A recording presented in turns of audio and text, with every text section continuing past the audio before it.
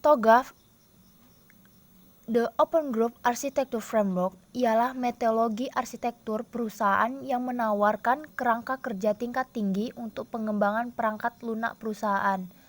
TOGAF membantu mengatur proses pengembangan melalui pendekatan sistematis yang bertujuan mengurangi kesalahan, menjaga jadwal tetapi sesuai anggaran, dan menyelaraskan TI dengan unit bisnis untuk menghasilkan hasil yang berkualitas.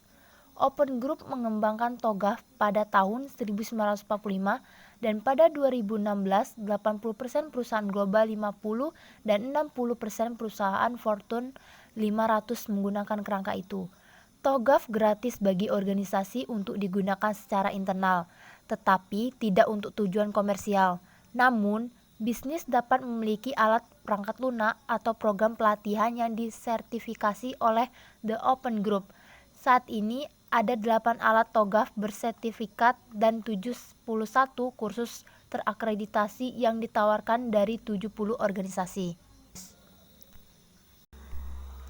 Sebagai komponen inti, TOGAF ADM menyediakan serangkaian proses iteratif mulai dari menyusun arsitektur, transisi, hingga mengelola proses realisasi arsitektur.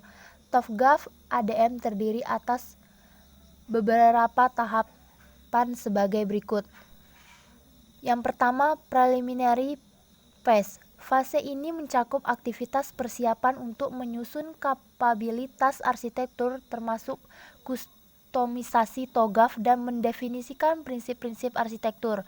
Tujuan fase ini adalah untuk meyakinkan setiap orang yang terlibat di dalamnya bahwa pendekatan ini untuk mensukseskan proses arsitektur.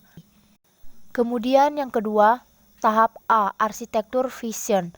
Fase ini merupakan fase inisialisasi dari siklus pengembangan arsitektur yang mencakup pendefinisian ruang lingkup, identifikasi stakeholders, penyusunan visi arsitektur, dan pengajuan persetujuan untuk memulai pengembangan arsitektur.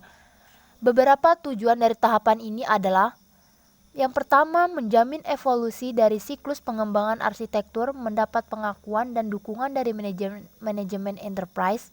Yang kedua, mensahkan prinsip bisnis, tujuan bisnis, dan pergerakan strategis bisnis organisasi. Yang ketiga, mendefinisikan ruang lingkup dan melakukan identifikasi dan memprioritaskan komponen dari arsitektur saat ini. Yang keempat, mendefinisikan kebutuhan bisnis yang akan dicapai dalam usaha arsitektur ini dan batasannya.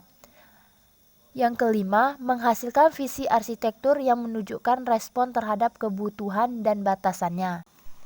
Yang ketiga, tahapan B, bisnis arsitektur. Tahapan ini mencakup pengembangan arsitektur bisnis untuk mendukung visi arsitektur yang telah disepakati.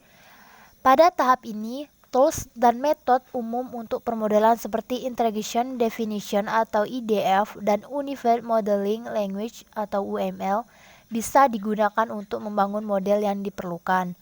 Beberapa tujuan dari fase ini adalah menguraikan deskripsi arsitektur bisnis dasar, mengembangkan arsitektur bisnis tujuan, menguraikan strategi produk dan servis dan aspek geografis, informasi, fungsional, dan organisasi dari lingkungan bisnis yang berdasarkan pada prinsip bisnis, tujuan bisnis, dan pergerakan strategi. Menganalisis gap antara arsitektur saat ini dan tujuan.